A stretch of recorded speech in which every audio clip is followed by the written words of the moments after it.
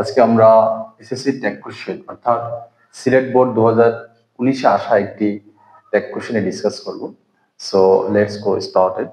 আর ক্লাসটি শুরু করার পূর্বে আমি সবাইকে একটু বেশি রিকোয়েস্ট করব, তোমরা যারা আমার ইউটিউব চ্যানেলটি এখন সাবস্ক্রাইব করো নাই, ইনশাল্লাহ সাবস্ক্রাইব করে পাশে থাকবে। সো চলো আজকে ক্লাসটি আমরা শুরু করি। দেখো, এখানে আমাদের 5টি ট্যাগ কোশ্চেন আছে। এটা মূলত 5টা ট্যাগ কোশ্চেনের জন্য 5 মার্কস থাকে। দেখো শুরুতে কি আছে, number A, telling lines is a great sin. এখানে একটা বিষয় লক্ষ্য রাখবে যে শুরুতে আমাদের দেখতে হবে সাবজেক্ট এবং ভার্ব কোনটা। তো এখানে দেখো এই টেলিং লাইস এই অংশটা হচ্ছে সাবজেক্ট, মিথ্যা বলা এই অংশটা হচ্ছে সাবজেক্ট।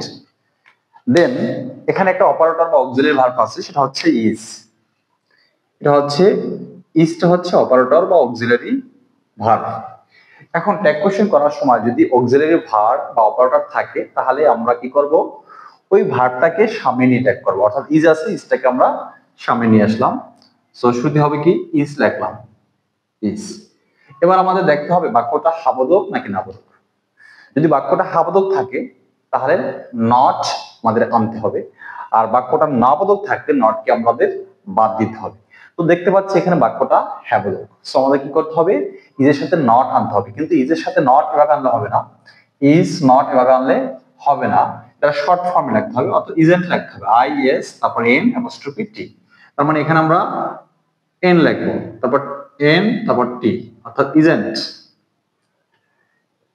ইজেন্ট এবার হচ্ছে সাবজেক্ট। তো টেলিং লাইস মিথ্যা বলা, এটা হচ্ছে এমন একটা সাবজেক্ট, এটা ধরা ছোঁয়া যায় না, অর্থাৎ এটার জন্য কি হবে, ইট হবে প্রোনাউন। টেলিং লাইসের প্রোনাউন কি হবে, ইট। অর্থাৎ আমাদের অ্যান্সারটা কি হলো, ইজেন্ট ইট। দেন দেখো বি নাম্বার, বি নাম্বারে দেখো ওয়ান লাই সাবজেক্ট বিগেটস 100 লাইস। দেখো এখানে সাবজেক্ট হচ্ছে ওয়ান লাই, এটার জন্য আমাদের প্রোনাউন হবে ইট। এবং এখানে দেখো আমাদের অক্সিলারি ভার্ব নেই, এখানে একটা আছে মেইন ভার্ব আছে, মেইন ভার্ব, এবং ভার্বে আছে ভার্ব অন এর সাথে কি আছে, এস আছে।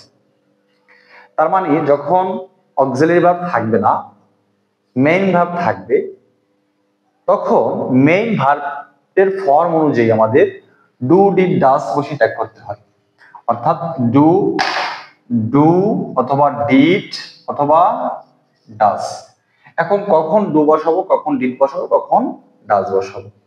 যদি দেখো ভার্বটা যদি এখানে প্রেজেন্ট ফর্মে থাকে এবং ভার্বের সাথে যদি এস বাই এস থাকে, তখন আমরা এই ডাস বসিয়ে ট্যাগ করবো, ডাস।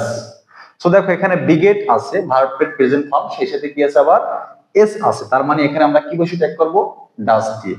সো এখানে ডাস লিখলাম, ডাস। এবার দেখো বাক্যটা হ্যাবোধক, তার মানে আমাদের কি করতে হবে, নট আনতে হবে। কিন্তু নট আমরা এভাবে শর্ট সংক্ষেপে লিখবো, অর্থাৎ এভাবে এন লিখে টি, নট, ডাজেন্ট। আর ওয়ান লাই এটা এমন একটা সাবজেক্ট, এটার প্রনাউন হবে ইট, ইট হয়ে গেল এটা। দেন আছে সি নাম্বার, দেখো নান বিলিভস আ লায়ার, অর্থাৎ কেউই মিথ্যাবাদীকে বিশ্বাস করে না। দেখো এখানে সাবজেক্ট হচ্ছে নান আর বিলিভস হচ্ছে ভার্ব।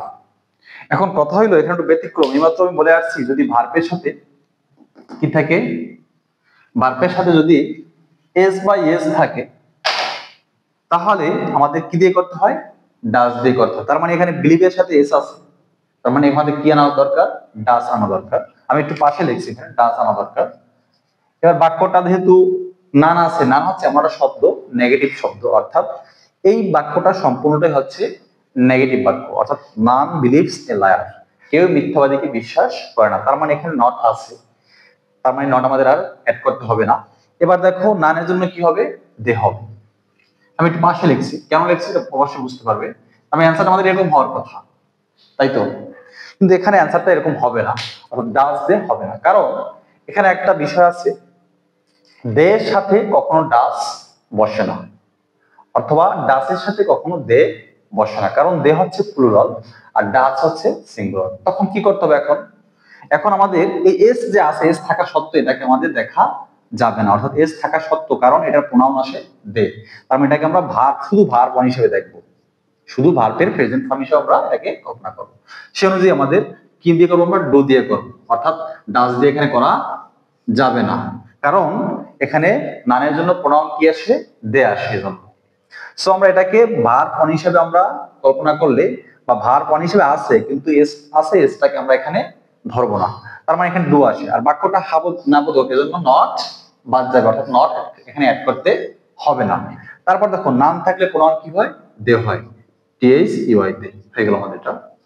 এবার ডি নাম্বার দেখো, he has to lead a miserable life, তাকে একটি মানে দুঃখময় জীবন যাপন করতে হয় বা হবে। দেখো এখানে সাবজেক্ট হচ্ছে হি, আর হ্যাজ আছে এখানে অপারেটর বা অক্সিলারি ভার্ব। আমরা জানি সেন্টেন্সের ভিতরে যদি অপারেটর বা অক্সিলারি ভার্ব থাকে তাহলে ওটাকে সামনে নিয়ে ট্যাগ করলেই হয়ে যায়, আমাদের ডু ডিড ডাজ সেখানে বসাতে হয় না। তার মানে এখানে হ্যাজ যেহেতু আছে, সো আমরা হ্যাজ কে সামনে নিয়ে আসলাম, হ্যাজ। বাক্যটা দেখো এখানে নট নাই, অর্থাৎ হ্যাবোধক, সো আমাদের কি করতে হবে, হ্যাজের সাথে নট অ্যাড করতে হবে। সো আমরা এখানে নট অ্যাড করলাম, হ্যাজেন্ট হইল। এবার সাবজেক্ট আছে কি, হি, আমরা হি বসাবো এখানে, কিন্তু এখানে স্মল লেটার বসাতে হবে, হয়ে গেল এটা। এবার দেখো last on number, so all of us, আমাদের সকলের, অট টু উচিত, রিফ্রেন বিরত থাকা, ফ্রম টেলিং লাইস, মিথ্যা বলা থেকে। দেখো এখানে এই ওয়ার্ক হচ্ছে একটা অপারেটর, সো আমরা এই ওয়ার্ক যেহেতু আছে এখানে আমাদের আর ডু ডিড ডাস আনার দরকার নেই, জাস্ট আমরা ওয়ার্ককে সামনে নিয়ে ট্যাগ করব, O U G H T worked. এবার বাক্যটা দেখো হ্যাবোধক, অর্থাৎ বাক্যের ভিতরে নট নেই, তার মানে আমাদের কি করতে হবে, অক্টের সাথে নট অ্যাড করতে হবে, এভাবে এনলে অ্যাপোস্ট্রফি টি, অক্ট নট। এবার দেখো আমাদের সাবজেক্ট এখানে আছে কি, আস। দেখো অল অফ আস, তার মানে এখানে আস হচ্ছে সাবজেক্ট, আস এখানে আছে কি হিসাবে, অবজেক্টিভ ফর্ম হিসেবে আছে, কিন্তু আসের সাবজেক্টিভ ফর্ম কি, উই, সো আমরা এখানে কি লিখবো, উই লিখবো, হয়ে গেল আমাদের। আশা করি অবশ্যই তোমরা এই 5টি ট্যাগ বুঝতে পেরেছো। এরপরে যদি তোমাদের বুঝতে সমস্যা হয় অবশ্যই আমাকে কমেন্ট করে জানাবে, আমি ইনশাআল্লাহ নেক্সট টাইম আবার ট্রাই করব এটার উপরে ভিডিও আপলোড করার, ইনশাআল্লাহ। আল্লাহ হাফেজ।